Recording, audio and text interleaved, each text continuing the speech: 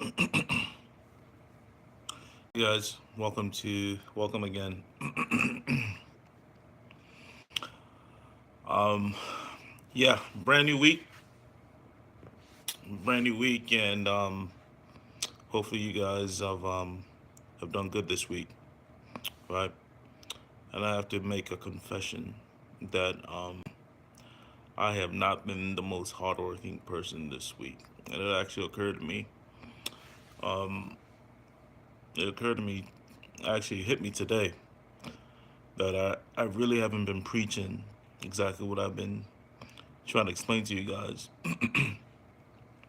Well, according to my standards or whatnot, I've really been slipping this week, and it's so funny.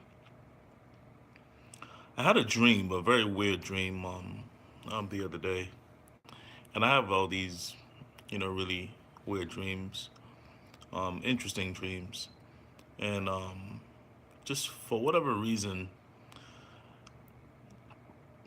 something just kept saying in my dream that the divine, the divine favors the hardest workers. Interesting. And I guess I just wanted to share that with you guys, this new year. I keep telling you guys that that to get things done this year, you really have to be intense and you have to be focused and you have to be intentional about exactly what it is that you want to do. And I do a lot of research because of what I do, because of the school and everything. And during my off time, one thing that I like to do is I like to really look at people that have actually been really successful throughout their careers. And the two people that stand out to me would be Kobe Bryant and Elon Musk. And it's just amazing, man, how hard these guys actually work. Um, Kobe Bryant is notorious for waking up around 3:30, 4 a.m. in the morning, going, you know, shooting jump shots, and just working and never going out to clubs and just doing his thing and being ostracized for it, which is a funny thing. They called him aloof, they called him a loner, they called him weird. It's just simply because he was just trying to perfect his craft. So basically, he basically shot. I think I read the story where um, he needed to make at least 1,000 makes per day for that to be considered a successful day. Not shots, successful makes a day, which is amazing. And then you look at Elon Musk, and he's basically saying the same thing, where um, his work week is 80 to 100 hours per week, right? 80 to 100 hours per week, and he said that when he's working, right? He is 80% focused on, because he has two companies. He has the SpaceX, and he also has Tesla, where he's running those two companies. And 80% of the time he's just doing engineering stuff, which is he's just working on this craft, building stuff, working on this craft. And I assume that the other 15 to 20% of the time is just attending meetings and business meetings and so on and so forth. But he actually said that he sleeps, 6 hours a day. So you got to figure he probably gets to bed around 11 and wakes up around, say 5. So basically from 5 to 11, he's basically working on his craft.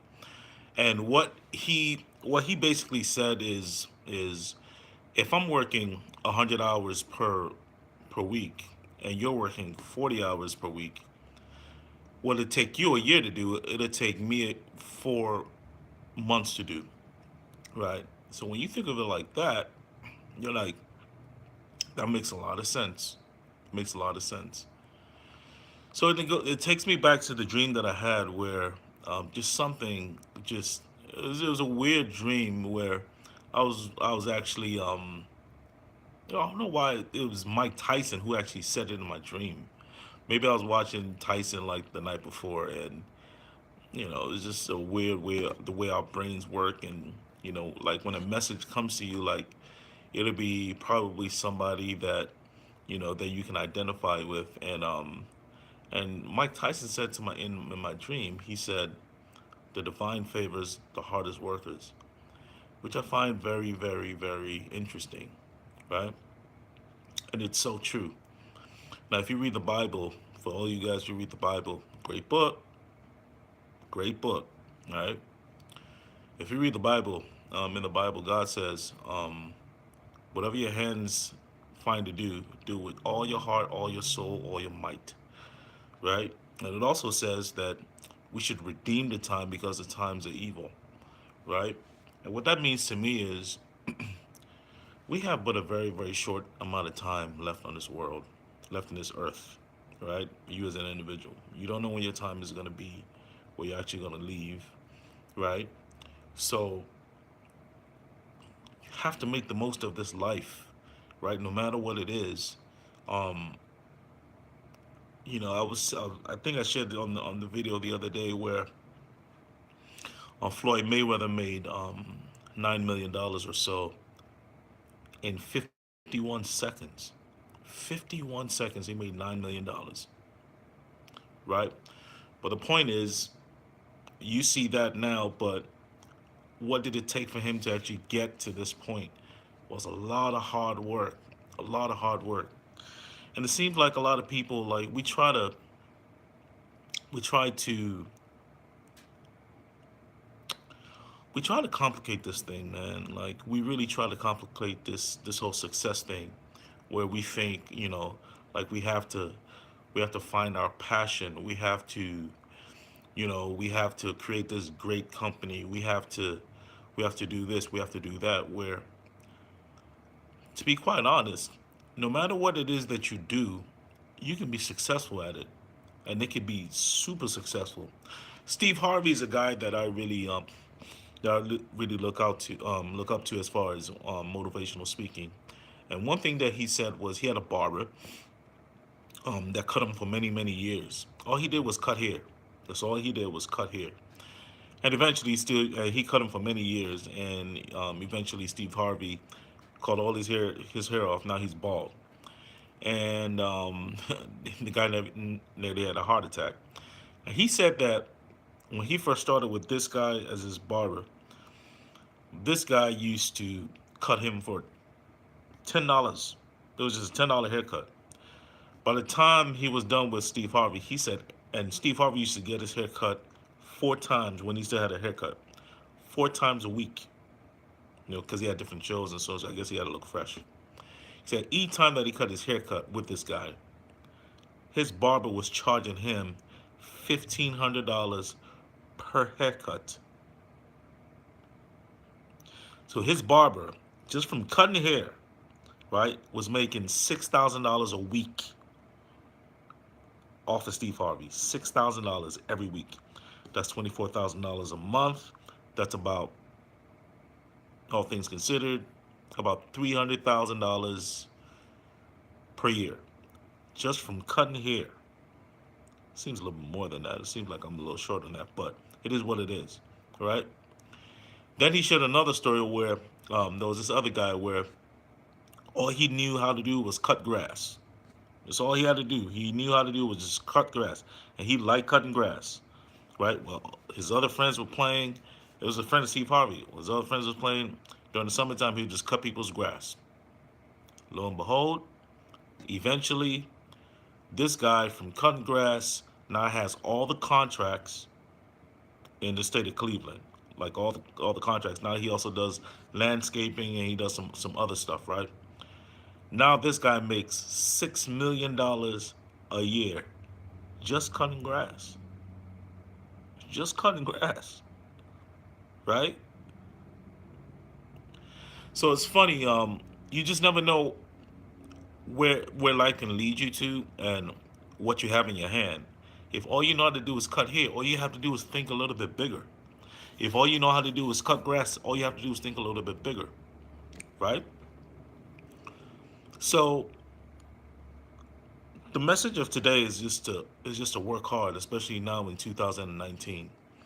Like 2019 has come, and guess what? Today is the 9th of January. It seems like it was just yesterday where we was doing Happy New Year. And look at it now. Already, it's a brand new year. And think about it. When this year first started, how many of these resolutions did you guys have? I'm sure you guys had resolutions to lose weight, to be more focused, to be more disciplined, so on, so on, so on, right?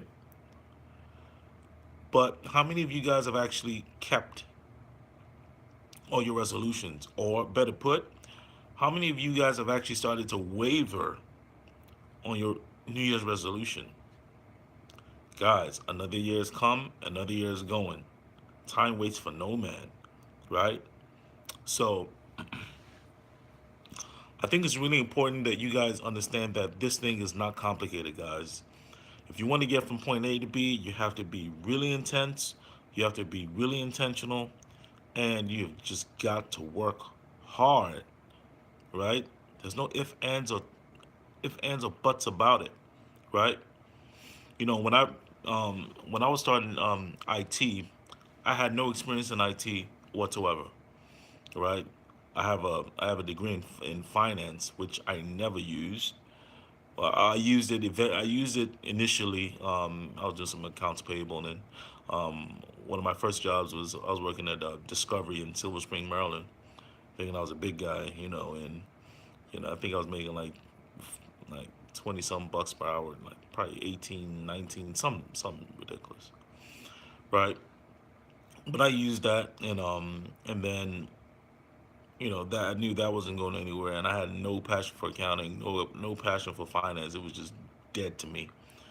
So when I was getting into IT, it was something that was completely new, completely. This was my last ditch effort to make something of myself. And so funny.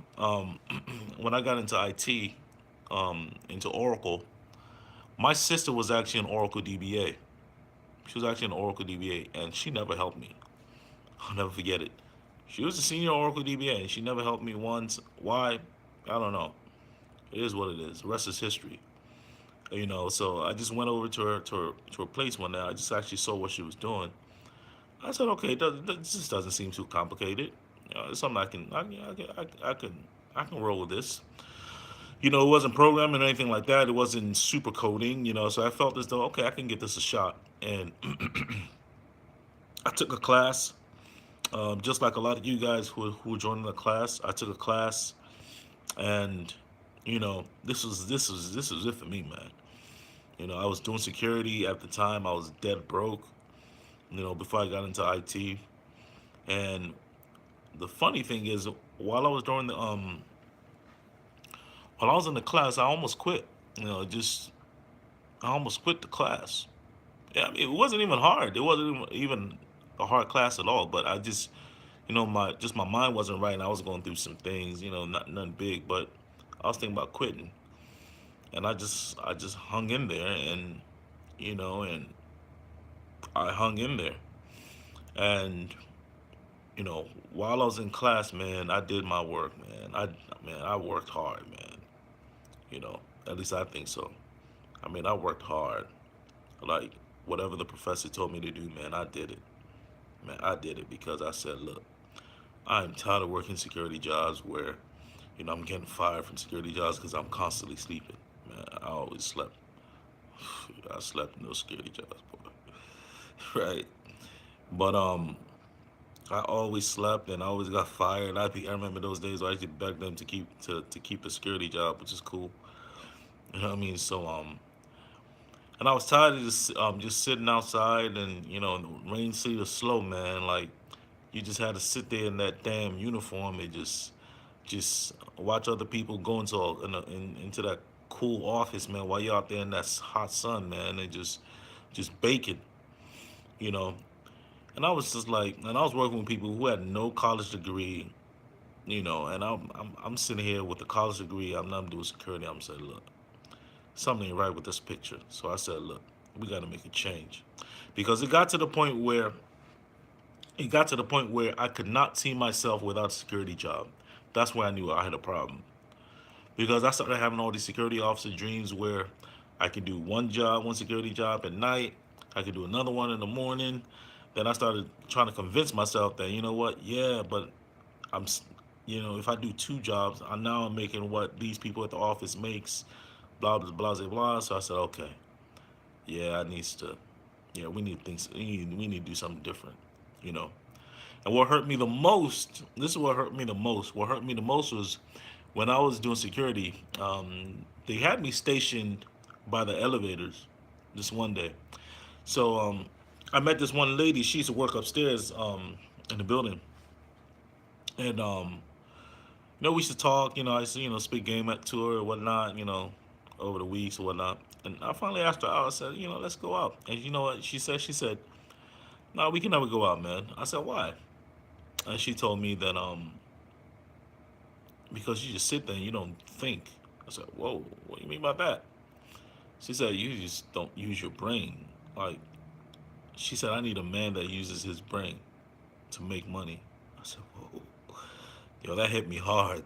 She was kind of cute too, So that's when my mind started to shift to just say, you know what, yeah, I gotta do something different. So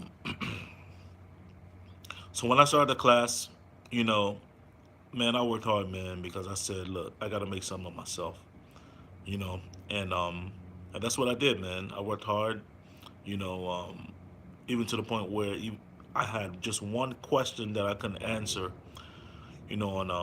on my homework assignments, where I would fly to Tennessee just to get one answer, you know, one question answered. That's how dedicated I was to getting my stuff done. And apparently somebody was watching because, as soon as I put my resume out there on a Wednesday, on Thursday I got a job paying me $104,000. Not a lot of money, but it is what it is. Man, I remember that first paycheck, man. That first paycheck was great. So but the point of the matter is hard work, and dedication. It's really, really, you guys have got to be dedicated this year, man.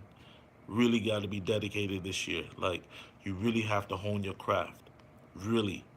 You know what I mean? Like, for you guys who want to make six figures, whatever it is, it's completely up to you. It's not up to the white man's not holding you back. The black man ain't holding you back. You're holding you back. Right? Stop making excuses that somebody else is holding you back. You're the one holding yourself back. And then when I say that, I'm saying that I'm speaking to myself as well.